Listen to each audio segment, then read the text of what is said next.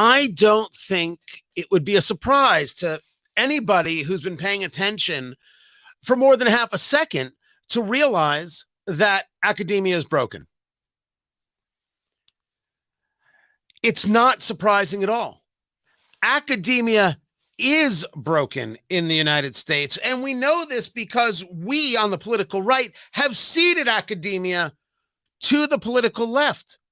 We decided we shouldn't pay attention anymore, and we did this for years. And as more and more people told us you're only a fully fledged human being if you have a college degree, we allowed more credence to the idea that whatever the college was doing must be right because you had to have the degree in order to get out there, in order to have a career, in order to have a life. Guys, welcome to the show, Tony Katz.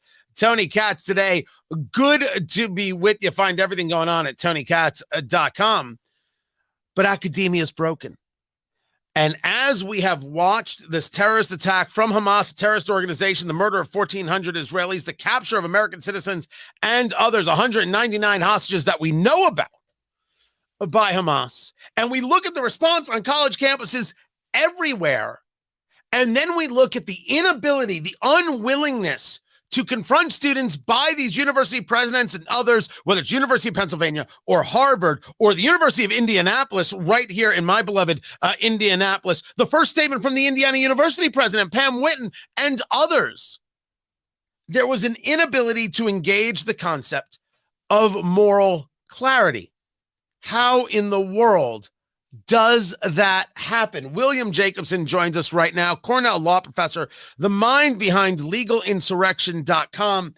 It was on your campus, sir, where there was someone saying how exhilarated they were by the Hamas terrorist attack. You have been a firsthand account of this. You have discussed things going on at Cornell. You have engaged in the legal battles regarding Oberlin College in Ohio, on free speech conversations and a series of other things. You have watched this play out. First, it's a two-parter. Forgive me for stacking a question on you. Number one, when did it start? And number two, when did you realize it was out of hand? Well, it's been going on for a long time. When it started is a little hard to pin down. I can certainly say that I have seen this coming, although I didn't realize it at the time, since the early 1980s when I was a law student at Harvard. And a lot of the people who were leading activists were students, and they went on to academia.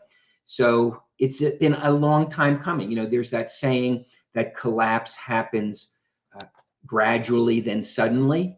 We're in the last 2 to 3 years, really post George Floyd, in the suddenly phase of things. Things have been coming for a long time. The sort of antics that we're seeing from this professor at Cornell, he's been doing that for a number of years. That's really not out of keeping for him, although this, I think, was probably worse than usual. The hatred of the United States, the view that we're an occupier, the US, and that Israel is the occupier. This has all been percolating for 1 to 2 to 3 decades, but I'd say it's really post George Floyd when people became emboldened, when all of the crazy things they always wanted to do, they did, and they had compliant administrations, and they had compliant corporations, and compliant, for the most part, government. So let me stop you for a moment and forgive the interruptions, but I really want to drill down when you say some of these things. You just said they're doing the things they always wanted to do. In your view, what did they always want to do? They want to, in their words, deconstruct things. They want to deconstruct the country. They hate the United States. Deep down, they hate the United States. They hate capitalism. They think socialism / Marxism / communism is the answer. Of course, it's that no one's actually ever done true socialism, but of course they have. I mean, we have a long history of that. And so they don't like our capitalist system, although they benefit from it and they get healthy salaries from it. They don't like our support for the West. They don't like Western civilization. They view Western civilization as somehow uniquely evil, and we are uniquely evil in the world. So we're evil because of slavery, and they disregard the fact that slavery at the time we had it was common around the world, including common around the world for non-European entities or non-European cultures. They view Israel as particularly evil because Israel is essentially an implant in their world. And so it's really the Iranian formulation of the US as the great Satan and Israel as the little Satan. And that's their worldview. But we get it differently. They express it different ways, and they don't necessarily express it the way I just said it, but that is what they're getting at. We talk about how this happened, and certainly as we have discussed the idea of what's going on in public schools, parents now getting very, very invested in what's happening. And of course, the political left has been outraged, and Moms for Liberty is a terrorist organization, and these people can't be trusted, and you have to treat them as domestic terrorists, which was the quasi statement there from the DOJ. This was because they had given their kids to the schools, believing that the system worked, and then they learned after a great number of years, maybe this didn't work. Does college not work anymore? I don't think colleges work as institutions anymore. That's not to say every college. I think higher ed has a serious problem. That's not to say a particular student at a particular college can't have a good experience. My guess is that a significant number of them, maybe even a majority, do. But that doesn't really speak to what these entities are as institutions. I think if you're going to get a good education and you're going to emerge unscathed, it's despite university administrations, not because of them. And that's the way I would point it out. We have a certain strength as a country, a certain strength of our people, and a certain strength of our students that most of which can withstand what's happening in higher ed, but that doesn't mean higher ed isn't broken. It is broken. I don't disagree. But the place where we're discussing it now has to deal with the conversation of anti-Semitism. So you're Jewish, I'm Jewish, and you have been on lists of influential Jews in media and in academia. I once actually read one of those lists. That's as close as I've ever gotten to being on one of those lists. The number of people that I have spoken to since the attack on Israel and the murder of 1,400 by the terrorist group Hamas, the Jews that I have spoken to are very shaken, beyond shaken. I've never seen this in my life. And many of them are surprised that the people that they collaborate with, coordinate with, the liberals and the leftists and the progressives that they've always been friends with, and they fought for this, and George Floyd was terrible, and my gosh, look at the oppression over here, and we need Black Lives Matter over there. All of a sudden, these people are not with them, and they are shocked and they are stunned. And there was this video of this girl, the student at Cal Berkeley, saying to one of the deans, "We're doing everything we can, and yet we're getting all this hate. Why aren't you doing anything to help us?" And my immediate response was, "You didn't know that these liberals hated you?" As I now pose the question to you, how much of an eye-opener is this to Jews across America, maybe across the diaspora, that their liberalism will not save them from the anti-Semitism that is really baked in to today's progressivism? Yeah, I think this is an eye-opener for a lot of left-leaning, liberal, progressive Jews who thought that the progressive movement was their friend. And as we've known through history, the Marxist movement is not the Jews' friend. Okay, it might use them as cover from time to time, but it's not our friend. And so they have really, I know a lot of people, and I've seen this and I've heard this, a lot of people are shocked that the anti-Semitism is coming for the left because they've been spoon-fed by the media and by their universities and by the newspapers that anti-Semitism is a MAGA thing. Anti-Semitism is people running around in Chicago at night attacking Jesse Smollett with a red hat on. I mean, they've been fed a fantasy.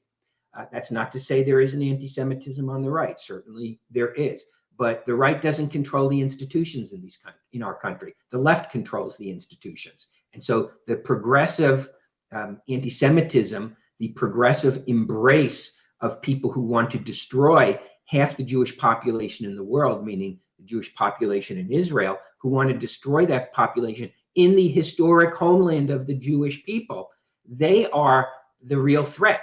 That's not to say, again, that there aren't isolated incidents where there have been crimes and murders committed by people on the far right.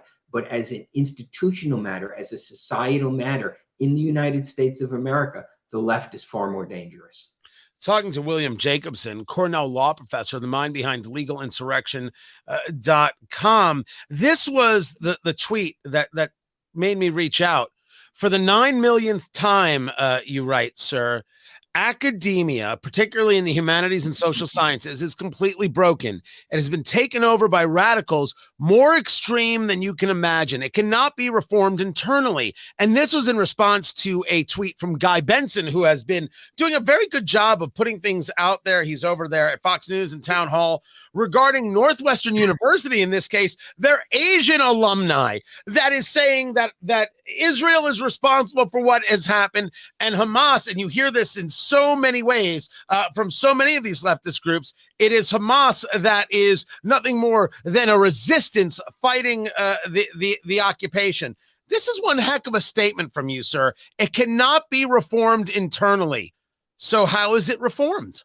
You know, and that's a statement I've made. Maybe it's not the 9 millionth time, but maybe the 8th millionth time. I've been saying that for years. I've been saying it in writing. I've probably said it on your show before, that these departments, the Asian Studies Department, the English department in a lot of places, the political science department, have been completely taken over by people who have a worldview that is hostile to Israel, that's frankly hostile to the United States. And that's what you get when you have a group of professors at Northwestern, apparently, in the Asian Studies Department, signing a letter basically saying, hey, Hamas is just doing what you would expect them to do. They're just a political movement. They're just a militant group. They are nothing, out of the ordinary. You're to blame. You, the victim, is to blame because you're Jewish in the historical Jewish homeland, which had a Jewish presence before there even was an Islam, before the region was taken over in Muslim conquest, that you are the problem. So this is victim shaming and victim blaming that doesn't really take place with anybody else except when progressives talk about Jews. Now let's look at a couple other things that we've got here. So this was one of your pieces, of course, over at legalinsurrection.com. Almost this entire Ali Baptist Hospital story is a massive lie started by Hamas, amplified by the Western media. And then you have this from Congresswoman Rashida Tlaib. Continue to watch people think it's okay to bomb a hospital with children. You know what's so hard sometimes is watching those videos and the people telling the kids don't cry. I'm like, let them cry.